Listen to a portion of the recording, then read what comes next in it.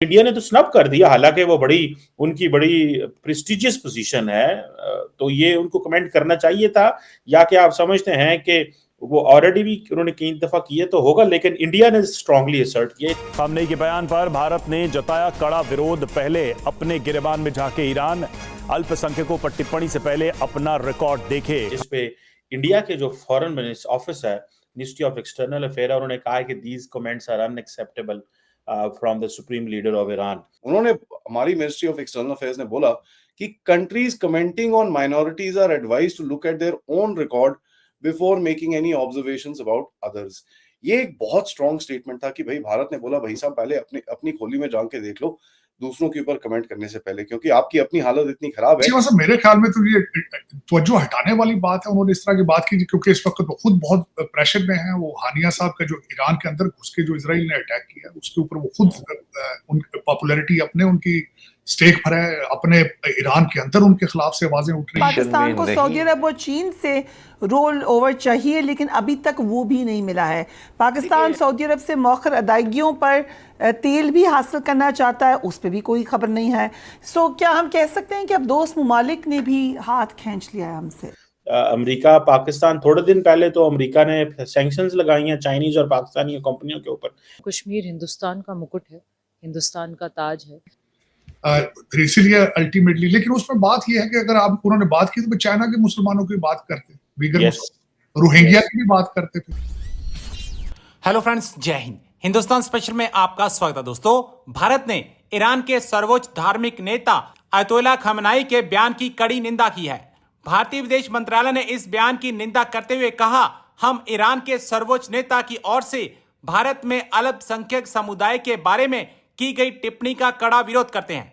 यह गलत सूचना पर आधारित है और पूरी तरह अस्वीकार्य है। दूसरे देशों के अल्पसंख्यकों के बारे में बात करने वाले देशों को पहले अपना रिकॉर्ड देखना चाहिए। पहले उन्हें अपने गिरेबान में झांक कर देखना चाहिए कि वो अपने देश में क्या कर रहे हैं। भारत ने ईरान के सुप्रीम लीडर अयतोल्ला खamenei के भारतीय मुस्लिम पर दिए गए बयान पर सख्त तेवर अपनाया है। भारत के विदेश मंत्रालय ने बयान जारी कर कहा है कि ईरान को किसी और के बारे में बात करने से पहले खुद अपने गिरेबान में झांकना चाहिए। विदेश मंत्रालय के प्रवक्ता रणधीर जायसवाल ने कहा है कि जो देश भारत के अल्पसंख्यकों के बारे में बयानबाजी कर रहे हैं, उन्हें दूसरों के बारे में बोलने से पहले खुद अपने रिकॉर्ड को देखना चाहिए।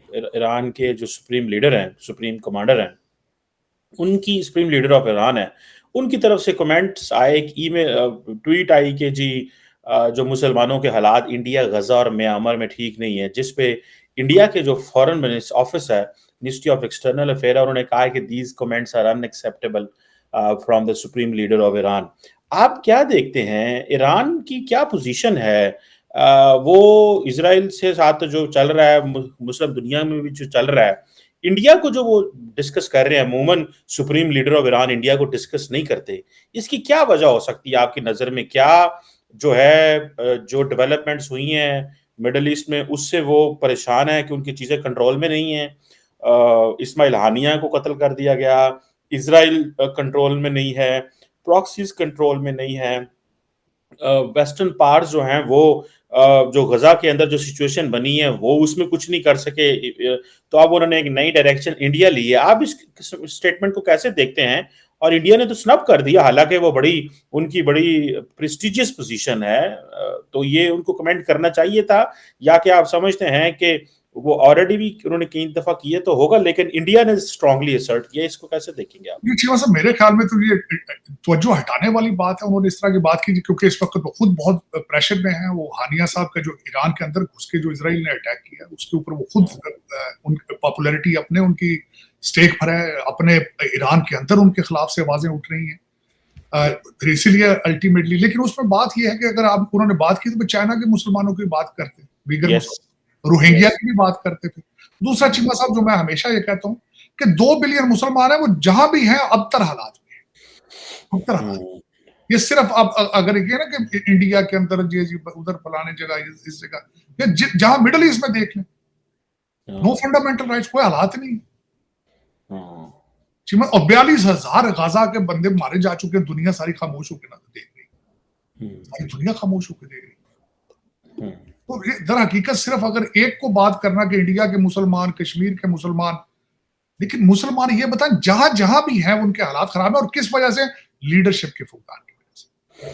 तालीम से दूरी, चीमा साहब, तालीम से दूरी और लीडरशिप लालची।